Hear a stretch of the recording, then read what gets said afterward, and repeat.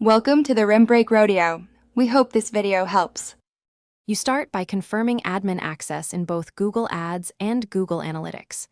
Once you have admin rights, open Analytics and go straight to admin property settings. Make sure to pick the correct property ID.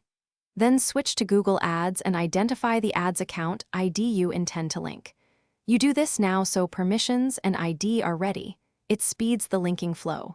If you held off on invites, add the same email as admin in both systems before proceeding to the linking step. Once done with permissions, open Analytics Admin and choose Google Ads linking Click New Link group.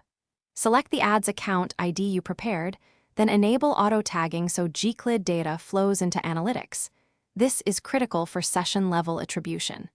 Next, choose the Analytics views or data streams to import ads data into, and give the link a clear name for future reference. Finally, review and confirm. You perform these steps to ensure clicks become measurable sessions and to finish, test with a click on a live ad, or use an auto-tagging test URL, and check Analytics real-time for Gclid tagged sessions. This verifies data flow.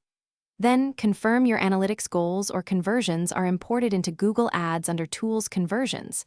Make sure import status is active. If things go wrong, first check auto-tagging is enabled and tracking code or Gtag settings are correct. Also review any cross-domain or redirect stripping of Gclid. One key tip: use the URL builder and Chrome debugger to inspect query parameters. Thanks for watching. Consider subscribing if we helped you.